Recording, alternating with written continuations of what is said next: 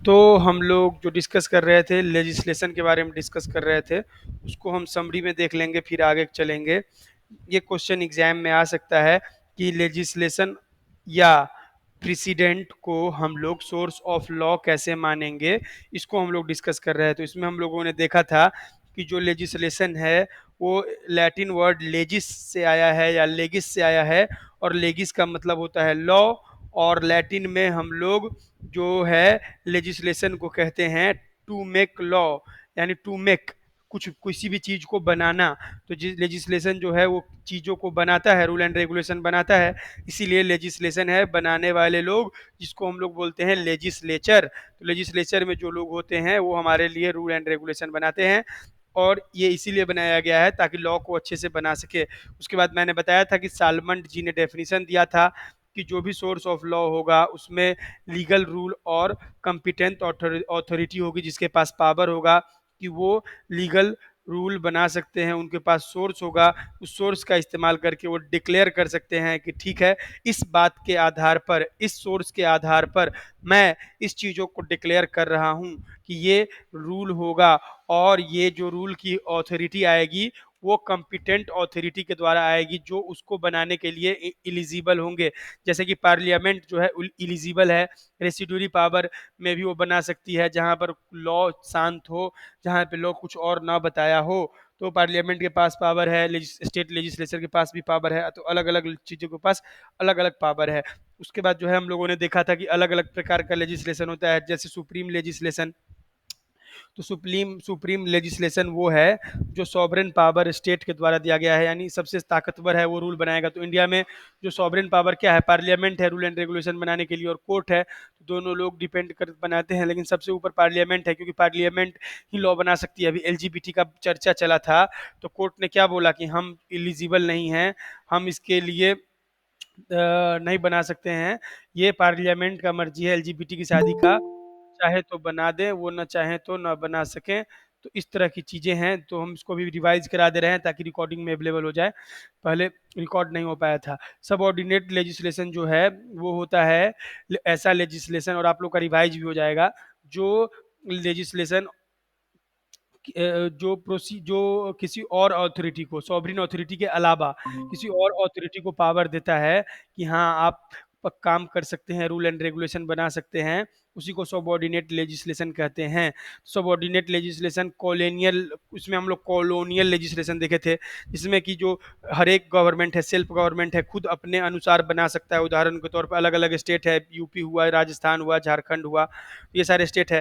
तो ये इसको हम लोग बोल सकते हैं कि एक प्रकार का सेल्फ गवर्नमेंट है, खुद के लिए अपना रूल एंड रेगुलेशन बनाता है। तो ये क्या है, सबऑर्डिनेट लेजिस्लेशन का पार्ट है, कॉलोनियल लेजिस्लेशन में आएगा। उसके बाद है एग्जीक्यूटिव लेजिस्लेशन। तो एग्जीक्यूटिव लेजिस्लेशन एक ऐसा लेजिस्लेशन है जो पार्लियामेंट को बताता है, रूल देता है कि हाँ आप इस तरह से चीज़ों को फॉलो कर सकते हैं, और फॉलो करके जो भी गाइडलाइन है एग्जीक्यूट कर जा सकते हैं चीज़ों को, जो होते हैं अपने एग्जीक्यूटिव वगैरह जो जो होते हैं, कौन कौन, आईएएस ऑफिसर और ये आईपीएस ऑफिसर, इन तरह के लोग एग्जीक्यूटिव लेजिस्लेशन के हिस्सा है, जिनको कहा जाता है, जो रूल एंड रेगुलेशन बताया जाता है उनको वो लोग ग्राउंड लेवल पर फुलफिल कराते हैं। तो इनको जो लेजिस्लेट कर रहा है, उस लेजिस्लेट के प्रोसेस को हम लोग बोलेंगे एग्जीक्यूटिव लेजिस्लेशन। फिर आगे आते हैं जुडिशियल लेजिस्लेशन। जुडिशियल लेजिस्लेशन ऐसा लेजिस्लेशन होता है जो सुपीरियर कोर्ट है, सबसे ऊपर वाला। उदाहरण के तौर पे सुप्रीम कोर्ट अगर कोई ऑर्डर बनाता है तो सभी कोर्ट पर बाइंडिंग होगा, हाई कोर्ट पर और सभी कोर्ट पर।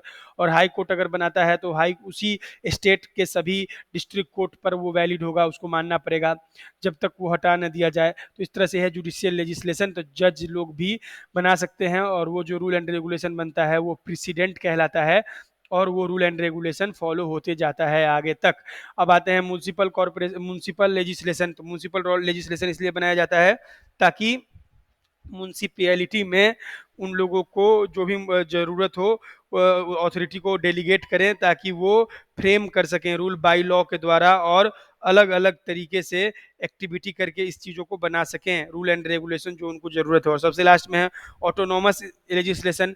तो ऑटोनॉमस पावर दिया जाता है, जैसे यूनिवर्सिटी वगैरह है, प्राइवेट इंडिविजुअल या गवर्नमेंट इंडिविजुअल, उनके पास पावर है कि वो जिस प्रकार से लेजिस्लेट करना चाहें, जिस प्रकार से करना चाहें, अपनी यूनिवर्सिटी, कॉलेज इस तरह की चीज़ों को चला सकते हैं। बहुत जगह प्राइवेट यूनिवर्सिटी भी चलती है, प्राइवेट कॉलेज भी चलता है, तो प्राइवेट एंटिटी भी हैं और एक तरह से प्राइवेट पार्टी हैं। जैसे कि जो दिल्ली यूनिवर्सिटी को हम लोग देखते हैं, भले ही सरकारी, लेकिन जो भी टाइम है, क्या उनको सरकार कह सकती है कि आप 8 से 2 रखे हैं, एक काम करिए आप 5 बजे सुबह से लेके 12 बजे तक रख दीजिए गर्मी के टाइम में? वो ऐसा नहीं कह सकते हैं। इनकी मर्जी है, इनके पास पावर है कि जब करना चाहें तब कर सकें। ये इनके पास ऑटोनोमस पावर है। ये हो गया हमारा ऑटोनोमस लेजिस्लेशन। उसके बाद अगला आता है, जो हमारा पॉइंट है वो है डेलीगेटेड लेजिस्लेशन। डेलीगेटेड लेजिस्लेशन इसलिए बनाया जाता है ताकि कोई भी डिपार्टमेंट किसी और डिपार्टमेंट को अपना काम दे सके, ताकि वो उसको एग्जीक्यूट करा सके और वो नॉर्मल फीचर में प्रेजेंट डे में एक दूसरे को दिया जा सके, और वो ऐसा हो कि वो काफ़ी आसानी से इनएविटेबल हो और इनडिस्पेंसेबल हो। उस चीज़ों को बहुत आसानी से हम लोग लोगों तक पहुंचा सके और उसको आसानी से फॉलो किया जा सके। इस तरह का डेलीगेटेड लेजिस्लेशन होना चाहिए, यानी कोई भी इंसान किसी को कोई भी काम करने के लिए दे रहा है लेजिस्लेचर, कि हाँ आपको ये काम दिया जा रहा है। जैसे लेजिस्लेचर ने काम दिया कि हमको ये किसी अथॉरिटी को कि आपको यहाँ जाना है और हमने जो भी बातें बताई हैं वो बताना है। तो वो भी बातें जैसे पार्लियामेंट में जाके बताते हैं हमारे जो भी हैं जो भी आता है बजट वगैरह, तो डेलीगेटेड लेजिस्लेशन का काम कर रहे हैं, क्योंकि लिखा उनको उन्होंने थोड़े है, किसी और लोगों ने लिखा होगा, थोड़ा बहुत उन्होंने लिखा होगा, पूरा पूरा तो नहीं लिखा होगा। तो वो क्या कर रहे हैं, उसको डेलीगेट किया जा रहा है कि हाँ आपको पावर दिया जा रहा है, आप ही करता धरता है, आपके पास पूरी ऑथोरिटी है, जाइए आपको बोल डालिए जो भी चीज़ें लिखी गई हैं, जो भी चीज़ें हम लोगों ने डिसाइड किया है, उस चीज़ को आप डेलीगेट कर दीजिए। तो डेलीगेट बहुत तरीके से किया जा सकता है। तो इसको करने से क्या फ़ायदा है, तो वेलफेयर स्टेट आ सकता है, जैसे कि हम लोग प्रेशर कम हो जाएगा लोगों के ऊपर, और जो भी पार्लियामेंट का है टाइम बचेगा। पार्लियामेंट काम अलग अलग लोगों को डेलीगेट कर देगी, तो वो अपने अपने काम को अच्छे से करेंगे और उनका टाइम बच जाएगा। जैसे पार्लियामेंट ने स्टेट के पास भी पावर दे दिया है, उनको डेलीगेटेड कर दिया है कि हाँ आप इस चीज़ों पर अपना लॉ बना सकते हैं कॉन्स्टिट्यूशन की वजह से। तो वो अपना लॉ बनाते हैं, तो उसके लिए लॉ नहीं बनाना पड़ता है पार्लियामेंट को, तो पार्लियामेंट को अपना टाइम बचता है। और वो गलत करते हैं तब पार्लियामेंट उसमें हस्तक्षेप करती है या कोर्ट करती है, वो अलग बात है। लेकिन नॉर्मली डेलीगेट किया गया है कि हाँ आपके पास पावर है, आप फॉलो कर सकते हैं और रूल एंड रेगुलेशन बना सकते हैं। अब अगला आते हैं टेक्निकल मैटर जो भी हैं, जो भी टेक्निकल जिसको जिस चीज़ के बारे में नॉलेज हो वो उस चीज़ों को फॉलो करे, ताकि डिफिकल्टी ना हो करने में। यानी उदाहरण के तौर पे जो भी लॉ में लोग हैं उनको टेक्निकल नॉलेज नहीं होगी, तो वो अच्छे तरीके से नहीं बता सकते हैं, नहीं बना सकते हैं। जैसे जीएसटी का मैंने उदाहरण लिया था, तो जीएसटी जो है वो जीएसटी ऑफिसर होगा, वो समझेगा, उसको पकड़ेगा, जेल में डालेगा जो जीएसटी चोरी करेगा या जीएसटी में सही नहीं करेगा। तो इस तरह से डेलीगेटेड लेजिस्लेशन, जो लोग उसके बारे में टेक्निकल नॉलेज रखते हैं, उसके बारे में उसको पूरी पूरी जानकारी है, उसको प्रोवाइड करा देते हैं। उसके बाद जो है हमारा फ्लेक्सिबिलिटी इससे हो सकता है और एक्सपीडियंसी हो सकता है, यानी काफ़ी आसान हो सकता है चीज़ों करने के लिए, और इससे गुड गवर्नेंस आ सकता है, क्योंकि उनके ऊपर लोड कम हो जाएगा और वो अलग अलग बांट देंगे तो सबके ऊपर थोड़ा थोड़ा प्रेशर होगा और सभी लोग अपना काम अच्छे से कर सकते हैं, और इससे गुड गवर्नेंस आने का पूरा पूरा चांस होगा। तो इस वाले से जो जो टॉपिक हम लोग पढ़ रहे थे डेलीगेटेड लेजिस्लेशन, और ये जो है इसका इस्तेमाल किया जा सकता है इमरजेंसी में, जिसमें हम लोग वॉर वगैरह हो या कोई खतरा हो जाए देश को, या फ्लड वगैरह आ जाए या कोई बहुत बड़ी आपदा आ जाए, उस वक्त डेलीगेटेड लेजिस्लेशन दिया जाता है, ताकि इंस्टेंटली तुरंत के तुरंत रूल एंड रेगुलेशन बनाया जाए और तुरंत के तुरंत लोगों को फ़ायदा पहुंचाया जाए। अब आते हैं कंडीशनल लेजिस्लेशन। तो कंडीशनल लेजिस्लेशन ऐसा लेजिस्लेशन होता है जो कंडीशन पर डिपेंड करता है, कि पावर तो दिया गया है लेकिन वो उसी कंडीशन तक रहेगी, वो कंडीशन खत्म तो वो पावर खत्म। तो कंडीशनल लेजिस्लेशन जो है वो मोस्ट पावरफुल सोर्स जो होगा वो नीचे वालों को देगा और उसको फॉलो करना पड़ेगा। तो ये जो है वो कंजिट्यूटिव भी हो सकता है और एब्रोगेटिव भी हो सकता है। मैं बताता हूँ क्या होता है कंजिट्यूटिव और एब्रोगेटिव, उसके बाद जो है वो चलिए पहले मैं इसको क्लियर कर देता हूँ फिर आगे बताता हूँ। तो कंडीशनल लेजिस्लेशन समझ में आ रहा है सुष्मिता जी? आपको चैट में लिख के बताइए,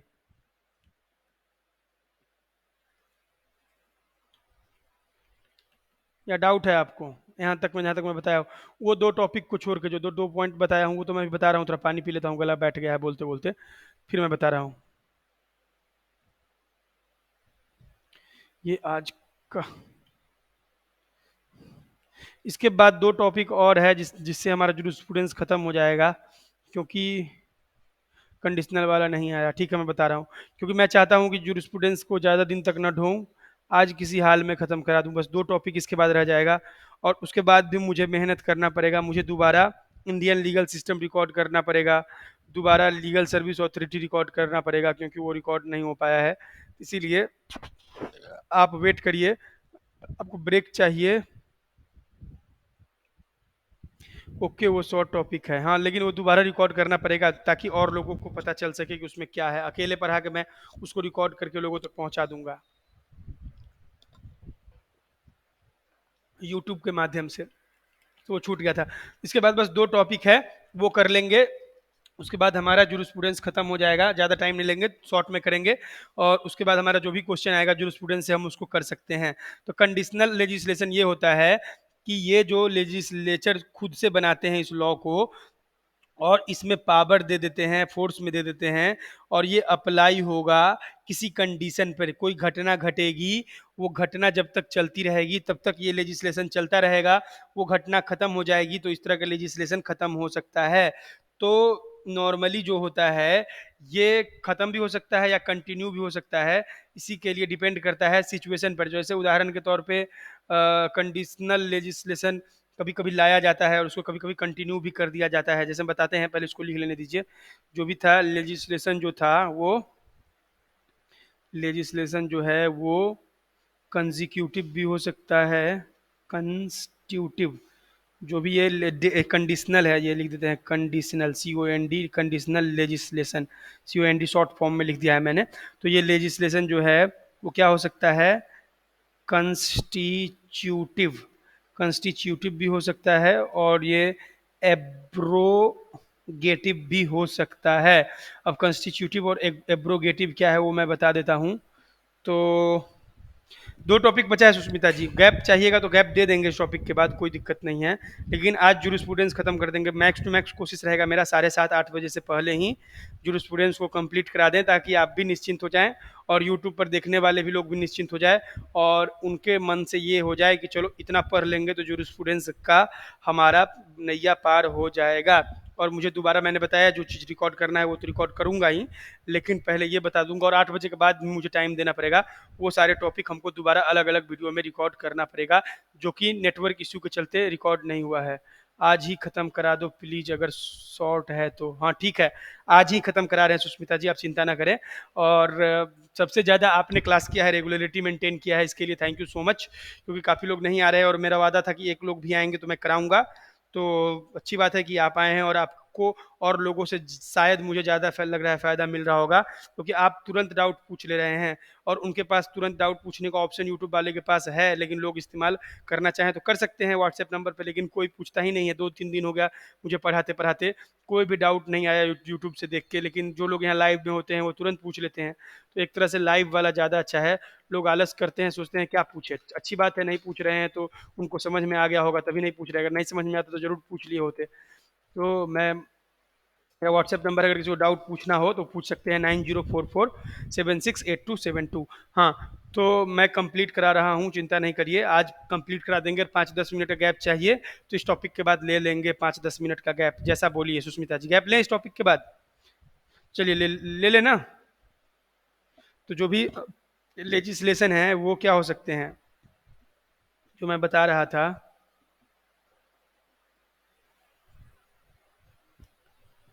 कुछ बोलना है तो चैट में आप बता सकते हैं।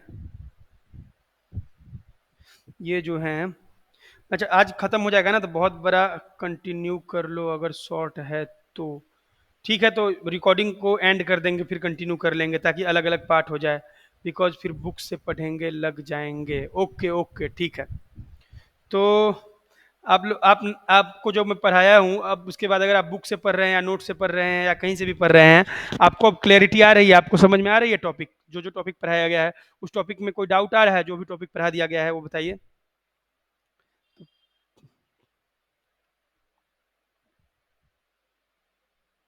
बताइए चैट में लिख के, मैं देख रहा हूँ।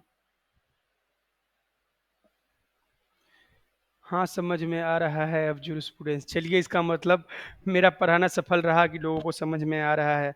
देखिए, तो ये जो है वो कंस्टिट्यूटिव है। कंस्टिट्यूटिव का मतलब होता है कि एक प्रकार का पावर जो कि किसी पर नया फंक्शन जो है, स्टेट जो है वो नया फंक्शन लागू कर दे, और वो फंक्शन जो है वो फंक्शन कुछ चीज़ों को खत्म करने के लिए हो, या कुछ चीज़ों को इरेडिकेट करके अच्छा चीज़ लाने के लिए हो। इसी को हम लोग बोलते हैं कंस्टिट्यूटिव कंस्टिट्यूटिव फंक्शन, जिसमें एस्टेब्लिश किया जाता है एसेंशियल चीज़ें जो कि डिपेंडेंट होती है कॉन्स्टिट्यूशन पर।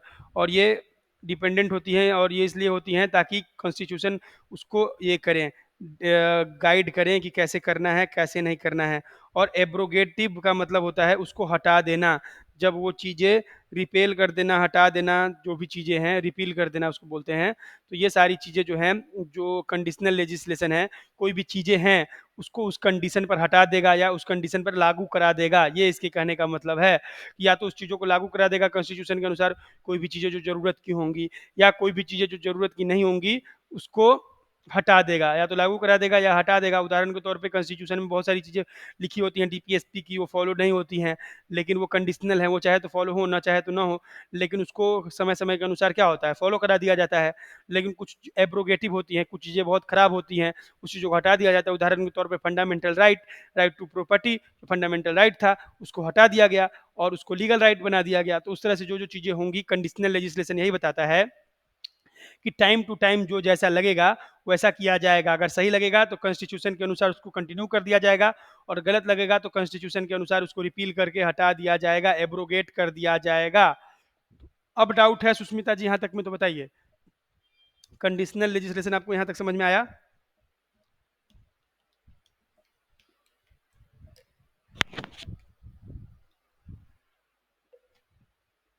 नो डाउट, चलिए ठीक है। तो आगे देखते हैं। तो जो कंडीशनल लेजिस्लेशन है वो बनाया गया है ताकि ये लोगों के लिए इजीली एक्सेसिबल हो, लोग आराम से इस चीज़ों को फॉलो कर सके और लाइफ को आसान बना सके। और ये जो है वो लोग, ये अथॉरिटी पर डिपेंड करता है कि अच्छे से लोगों को सुविधा मुहैया कराया जा सके। और ये इसलिए है ताकि लोगों को जो भी है कोहेरेंट और कंप्लीट दिया जाए। कोहेरेंट मैं बता देता हूँ कोहेरेंट क्या होता है। तो ये लोगों को कोहेरेंट और जो भी कंप्लीट प्रोवाइड करा सके, और जनरल एप्लीकेशन में ये फॉलो हो सके। और ये जो है ये लेजिस्लेशन के द्वारा कोडिफिकेशन किया जाता है, यूनिफिकेशन किया जाता है, तो सबको एक बनाने का कोशिश किया जा सकता है। कंसोलिडेशन भी किया जा सकता है। कंसोलिडेशन यानी कंसोलिडेट करना, मतलब एक जगह इकट्ठा कर देना, तो कंसोलिडेट कर देते हैं। और ये यूजफुल होते हैं ताकि जो जो अलग अलग डाइवर्स जुरिस्डिक्शन है उसको एक साथ लाया जा सके। डाइवर्स जुरिस्डिक्शन, जैसे उदाहरण के तौर पर अगर यूनिफॉर्म सिविल कोड आ जाए तो क्या है, डाइवर्स जुरिस्डिक्शन जो है वो एक साथ हो जाएंगे। तो इसीलिए ये सारी चीज़ें बनाई जाती है ताकि कोडिफाई कर दिया जाए, चीज़ों को एक जगह लिख दिया जाए, समझा दिया जाए, यूनिफाइड कर दिया जाए, सबके अंदर वननेस की फीलिंग ला दिया जाए कि हम एक हैं।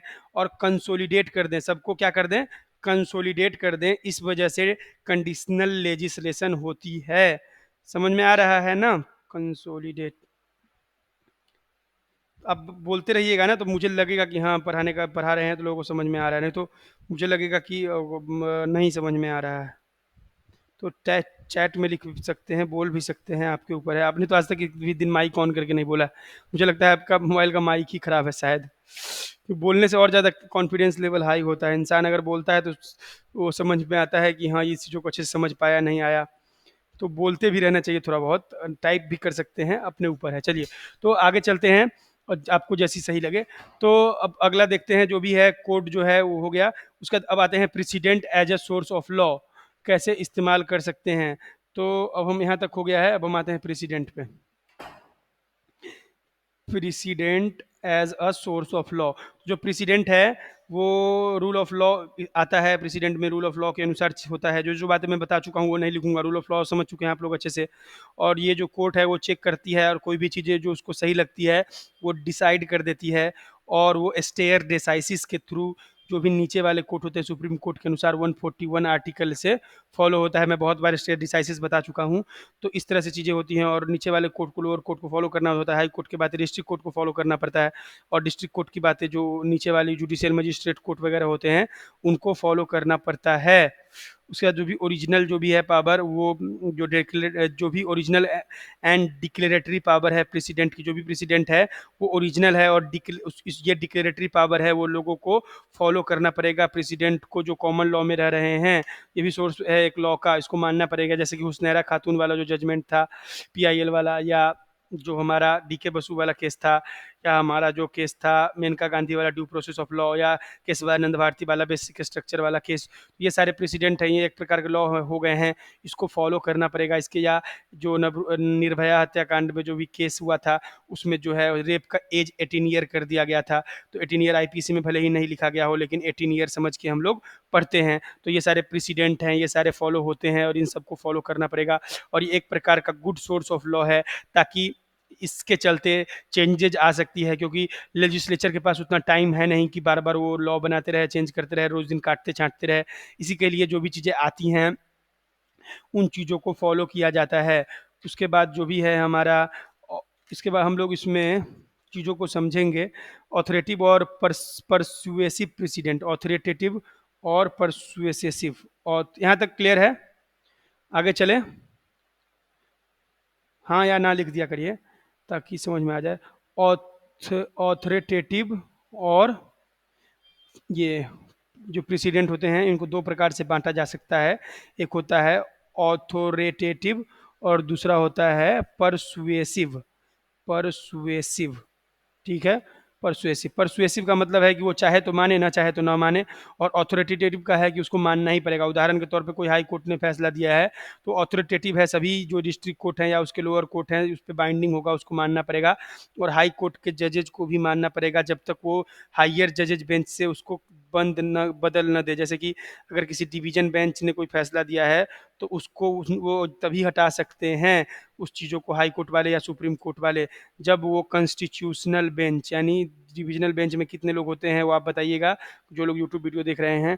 और जो कॉन्स्टिट्यूशनल बेंच में कितने लोग होते हैं वो बताइएगा। तो कॉन्स्टिट्यूशनल बेंच से डिविजनल बेंच वाले चीज़ों को बदला जा सकता है। अगर हमको बेसिक स्ट्रक्चर को बदलना है तो 13 जजेज ने फैसला दिया था, तो अब 14 जजेज मिलकर अगर फैसला देंगे, या 15, 16, 17 जो भी हो, तभी उससे ज़्यादा तभी वो बदल सकता है, नहीं तो नहीं बदलेगा। तो यही कहा गया है। तो ये है हमारा ऑथोरिटेटिव। ऑथोरिटेटिव का मतलब ये है कि लोअर कोर्ट को मानना पड़ेगा, और वो नहीं मानेगा तो उस पर कंटेम्प्ट ऑफ कोर्ट चलाया जा सकता है। और अगला है परसुएसिव प्रेसिडेंट। तो ये परसुसिव है, चाहे तो माने, ना चाहे तो ना माने। उदाहरण के तौर पर हम देख सकते हैं कि उदाहरण के तौर पर अगर यूपी इलाहाबाद हाई कोर्ट ने कोई डिसीजन दे दिया तो पटना हाई कोर्ट, उसके ये नहीं है कि जो इलाहाबाद हाई कोर्ट का डिसीजन आया होगा उसी अनुसार फैसला करेगा, क्योंकि वो दोनों अलग अलग स्टेट है। बस उसको परसुएसिव रखेगा, बस उसको एक प्रकार का हिंट रखेगा, चाहे तो माने, ना चाहे तो ना माने, उस पर कंटेम्प्ट ऑफ कोर्ट नहीं लगाया जा सकता है। तो ये हुआ परसुएसिव और ऑथोरिटेटिव। जो कि ऑथोरिटेटिव जो है वो एब्सोल्युटली ऑथोरिटेटिव होगा, वो पूरा पूरा मानना होगा, और वो जिस पर डिपेंडेंट होता है ये एब्सोल्यूट वाला ऑथोरिटेटिव ऑथोरिटेटिव प्रेसिडेंट, मैं एपी लिख देता हूँ। ऑथोरिटेटिव प्रेसिडेंट जो होता है वो डॉक्ट्राइन ऑफ स्टेयर डेसाइसिस पर होता है, जो कि मैंने बताया था। स्टेयर डेसाइसिस जो आर्टिकल 141 में सुप्रीम कोर्ट के लिए दिया गया है, ये एब्सोल्युटली बाइंडिंग होगा और बिना क्वेश्चन किए हुए उसको फॉलो करना होगा। लोअर कोर्ट को सही हो गलत हो कोई मतलब नहीं है, लोअर कोर्ट को मानना पड़ेगा, क्योंकि ये एक प्रकार की ओबीडियंस है जो फॉलो करना पड़ेगा। ठीक है, स्टेयर डिसाइसिस आर्टिकल 141 में सुप्रीम कोर्ट का ऑर्डर है जो बाइंडिंग होगा सभी कोर्ट पे। उसके बाद जो कंडीशनली ऑथोरिटी प्रेसिडेंट है, तो ये कंडीशन पर है कि चाहे तो माने, ना चाहे तो ना माने, बाइंडिंग नहीं होगा। वो जैसा कि मैंने बता दिया कि अलग अलग जगह के जो हैं वो अलग अलग देते हैं, तो उनको ओवर रूल भी कर सकते हैं दूसरे स्टेट वाले को, चाहे तो माने, ना चाहे तो ना माने उस हाई कोर्ट। तो इस तरह से है। तो इसका एडवांटेजेज ऑफ प्रेसिडेंट क्या, सोर्स ऑफ लॉ का क्या हो सकता है, तो ये क्या होता है, लोगों को फ्लेक्सिबिलिटी दे सकता है, स्टेबिलिटी दे सकता है, फेयरनेस दे सकता है, और बेटर इथिकल कंटेंट दे सकता है, ताकि लोग बहुत ज़्यादा ही इथिकल हो जाएंगे, बहुत ज़्यादा ही अच्छे तरीक़ा से उनका लाइफ चलने लगेगा, वो काफ़ी ज़्यादा अच्छा फील करेंगे। और हायर एजुकेटिव वैल्यू दे सकता है, यानी जो भी होगा उसकी वैल्यू काफ़ी बढ़िया होगी। और क्या दे सकता है एडवांटेज, तो ये प्रमोट कर सकता है लॉ में जस्ट को, यानी जो अच्छी चीज़ें हैं उसको ला सकता है। अगला क्या हो सकता है प्रेसिडेंट से, ये टाइम बचा सकता है, मनी बचा सकता है, एनर्जी बचा सकता है, और लोगों में कन्वीनियंस ला सकता है। किन का टाइम बचा सकता है, लेजिस्लेचर का। लेजिस्लेचर को लॉ नहीं बनाना पड़ेगा प्रेसिडेंट को अगर फॉलो करते हैं तो। और मनी भी बचेगा, बहुत पैसा खर्च होता है लॉ बनाने में और एनर्जी भी लोगों का बचेगा। तो एक प्रकार का लोगों के लिए कन्वीनियंस है प्रेसिडेंट। और प्रेसिडेंट जो है वो बहुत ज़्यादा प्रैक्टिकल है और हारमोनियस है, क्योंकि ये बहुत सही होता है ज़्यादातर कंडीशन में, क्योंकि वो पूजनीय भी कह सकते हैं, क्योंकि वो लोगों को बहुत बड़ा ड्रास्टिक चेंज लाता है लाइफ में, बहुत दिक्कत परेशानी वाले लोगों को जीवन में बदलाव लाता है। और उनके चलते आने वाले लोगों को उस तरह से घटना घटती है तो उनको भी सहूलियत होती है केस को साबित करने में, उस पुराने वाले केस को वो लोग कोर्ट करके अपने डिसीजन को फेवर में ले सकते हैं, एक पॉइंट होता है।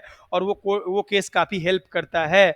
तो ये काफ़ी ज़्यादा प्रैक्टिकल है और हारमोनियस, यानी लोगों के लाइफ में चेंज लाने के लिए काफ़ी फ़ायदेमंद है। और अगला जो है, ये प्रोवाइड करता है लोगों में जो सेटलमेंट हो सके इशू को, और लोगों में जो भी है काफ़ी दिक्कत परेशानी चल रहा हो उसका निपटारा करा सकता है प्रेसिडेंट।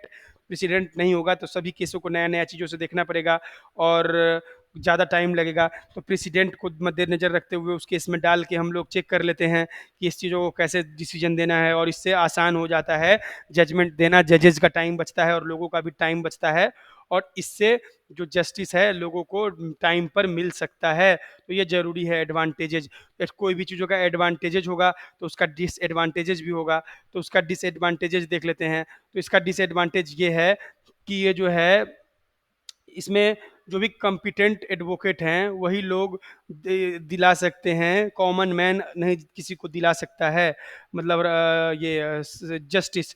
तो कॉमन मैन इनएलिजिबल हो जाते हैं कि कॉमन मैन अच्छे से अपने केस को नहीं रिप्रेजेंट कर पाएंगे और वो केस हार जाएंगे। तो इसीलिए कॉमन मैन को इसमें नुकसान है प्रेसिडेंट होने के चलते, क्योंकि प्रेसिडेंट को अच्छे से नहीं समझ पाएंगे, उनके पास अगर पैसे की कमी है, वो अच्छा एडवोकेट नहीं कर सकते हैं, लीगल एड के बारे में नहीं जानते हैं, वो अपना केस अगर खुद लड़ना चाहते हैं तो वो हार जाएंगे। और कॉमन मैन को अच्छे से इन इंटेलिजिबल बनाता है, सिर्फ और सिर्फ कॉम्पिटेंट लॉयर को जिनको अच्छे से नॉलेज हो, कॉमन मैन को ये इंटेलिजिबल नहीं बनाता है।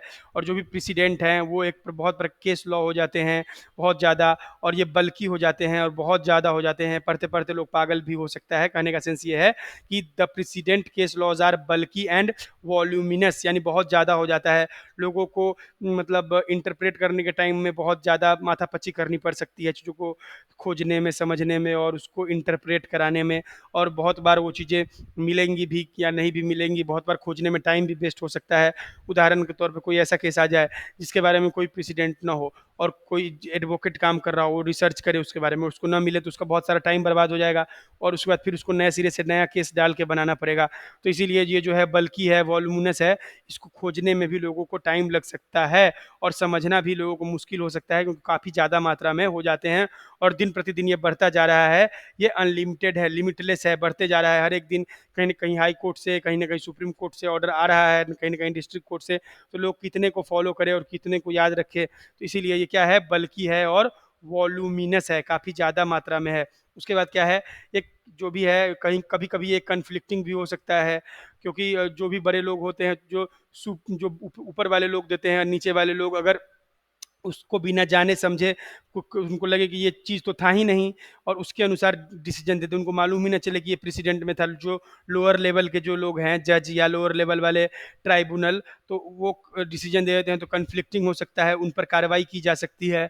तो ये सारे दिक्कत परेशानी आ सकती है, क्योंकि ये जो है डिसीजन है सुपीरियर लोगों का, वो इन्फीरियर लोगों को मानना पड़ता है, इन्फीरियर कोर्ट्स को मानना पड़ता है। तो कभी कभी ऐसा होता है कि गलती से डिसीजन दे देती है तो उनको बहुत भुगतना पड़ता है, उनको डिग्री उनकी जो भी है वो रुक भी जाती है प्रमोशन। तो अब हम देखते हैं अगला कि ये जो है प्रोस्पेक्टिव इन नेचर है, यानी जो भी नया चीज़ लागू होगा उसी को हम लोग देखेंगे, पुराने चीज़ को नहीं देखेंगे।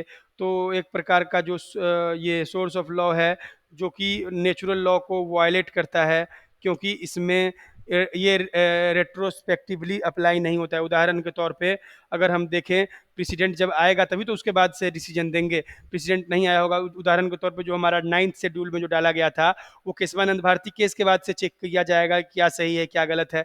तो प्रेसिडेंट आ चुका है, तो 9th शेड्यूल से पहले कितनी गलत चीज़ें हो गई थी, तो क्या उस गलत चीज़ों को चेक किया जा सकता है? उस चीज़ों के बारे में कोई बात किया जा सकता है? नहीं किया जा सकता है, क्योंकि प्रेसिडेंट मना करता है। तो प्रेसिडेंट जो है पहले के बुरे चीज़ों को चेक नहीं करने देता है, वो जब से वो दिया गया है तभी ऐसे आगे से कंटिन्यू होगा। इस वजह से ये जो है ये गलत है, ये इसकी वैल्यू सही नहीं है, ये इसकी डिसएडवांटेज है। और लास्ट डिसएडवांटेज जो है, इसका जो है ये स्पेसिफिक नहीं है और कॉम्प्रिहेंसिव भी नहीं है। जज जो है कंसिडरेशन में उस केस को तभी लेंगे जब उस फैक्ट को बताया जाए, कोई बताए, कोई ला के डाल के दे, तभी उस केस को अपने माइंड में प्रेसिडेंट को रखेंगे और तभी आगे कंटिन्यू करेंगे। और अगर जज कोई केस डायरेक्ट लड़ा जा रहा है, उसमें प्रेसिडेंट की चर्चा नहीं किया जा रहा है, तो जज बाध्य नहीं है कि उस फैक्ट को वो खुद से निकाल के लाएं और केस में डालें। जो केस में जो जैसे केस फ्रेम हो गया उसी प्रकार से चलेगा। तो प्रेसिडेंट ये भी किसी को कंपेल नहीं करता है, मजबूर नहीं करता है कि कोई भी केस बनाए तो उसमें प्रेसिडेंट अगर है तो आप प्रेसिडेंट डालें तभी केस आगे चलेगा, अगर आप प्रेसिडेंट नहीं डालेंगे तो केस नहीं चलेगा, ऐसा नहीं है। तो ये भी एक प्रकार की डिमेरिट है, क्योंकि प्रेसिडेंट से अगले को फ़ायदा मिल सकता है, वो फ़ायदा नहीं मिलेगा, उसको वो नुकसान हो जाएगा। इसीलिए प्रेसिडेंट की जो वैल्यू है, इसके ये सारे डिसएडवांटेज हैं, ये सारी चीज़ें होनी चाहिए थी। तो हमारा यहाँ पर ये टॉपिक ख़त्म होता है। जो टॉपिक हमारा था, ये क्या नाम है, टॉपिक का नाम क्या था हमारा, कौन सा टॉपिक कर रहे थे बताइए? प्रेसिडेंट और legislation as a source of law हम लोग कर रहे थे। तो हमारा टॉपिक यहाँ पर ख़त्म होता है। फिर अगले टॉपिक को तुरंत शुरू करेंगे, hierarchy of court and jurisdiction in India. तो इंडिया में किस प्रकार से कोर्ट बने हुए हैं और उनका क्या क्या जुरिस्डिक्शन है, इसको देखेंगे। इस वीडियो के बाद तुरंत हम लोग शुरू करेंगे। तो यहाँ पर इस वीडियो को ख़त्म करते हैं और फिर से नया हम लोग शुरू करेंगे तुरंत। यहाँ तक में कोई डाउट है आपको, बताइए।